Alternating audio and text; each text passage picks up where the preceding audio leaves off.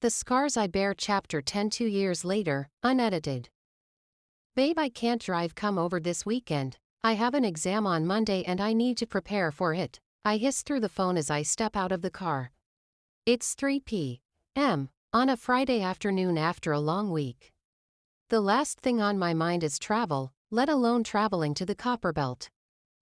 Everyone will have their significant other and I will be all alone. Please, babe, Darcy retorts.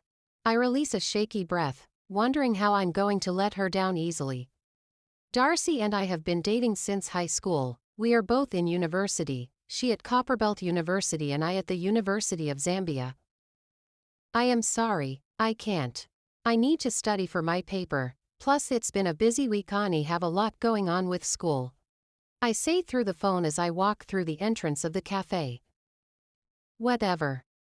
Babe, I try to reason with her but stop mid-sentence when I suddenly bump into someone and coffee spills down her coat. What the fuck? She curses through gritted teeth. Can't you watch where you are going? I've got hot coffee here, the annoyed lady says. Babe, let me call you back later. I quickly end the call. I am so sorry. Sorry for yourself, she clicks her tongue as she brushes drops of coffee off her coat. I am so sorry, can I get you some napkins? Never mind, she says as she heads out for the door. I follow her. Hey, can I get you another cup of coffee? No, just leave me alone, you've already ruined my day. She walks away quickly, heading towards the car park and I rush after her. Hey, wait, I call after her but she doesn't respond nor does she turn back. She gets into her car and instantly drives off. It's only after she's driven off that I notice she has dropped her purse. She must have been too angry to even notice. I pick up the purse and check its contents: credit cards, national registration card, NRC, and keys. The name on the NRC reads, May Myrtle. I walk back into the cafe with her NRC. If she's a regular here then someone must know her. I will try and ask around. I need to find out who she is so I can make it up to her by spilling her coffee. She seemed like someone that's been having a bad day and I worsened things when I bumped into her.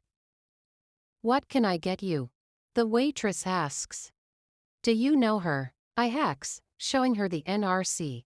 She just walked out of this place a few minutes ago and dropped this off as she drove away. She stares at it for a second. May.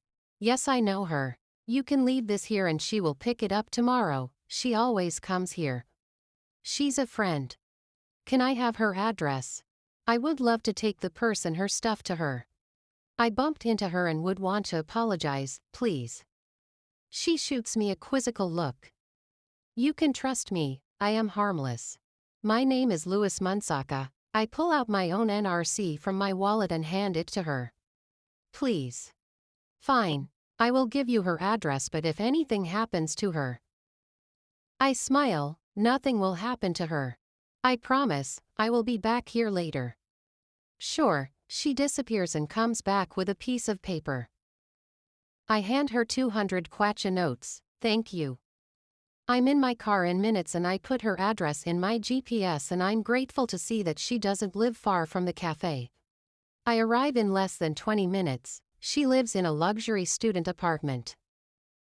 Getting out of the car, I walk up the pathway to her house. I'm just stepping out of the shower when my doorbell begins ringing non-stop like it's being presses over and over again. Keeping the towel wrapped around me tightly, I walk out of the room and head to the door. There's only one person that rings the doorbell like it's an emergency, Mark. I open the door, ready to give Mark a piece of my mind when I come face to face with the guy from the cafe. The same idiot who bumped into me and made the coffee spill all over me. What in God's name is he doing here? How did he even find my address? Are you stalking me? He smiles. Hi to you too. What do you want? Haven't you caused enough damage? I am sorry for what happened earlier and I am not stalking you. I asked someone for your address at the cafe because I wanted to bring this. My purse. Where did you get it? You dropped it.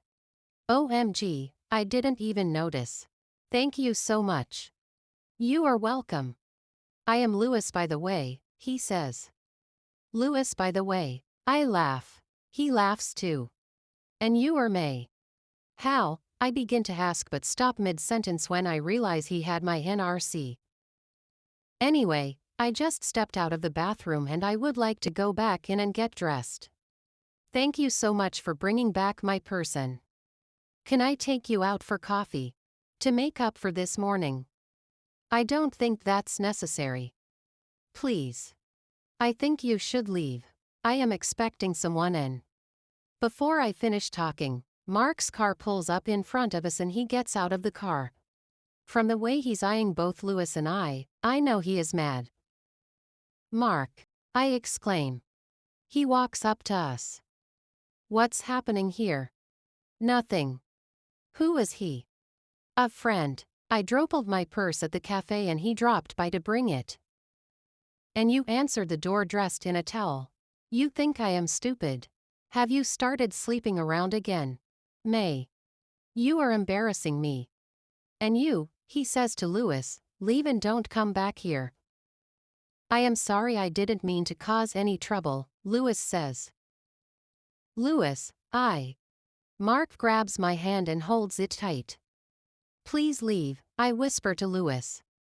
He nods his head and turns to leave.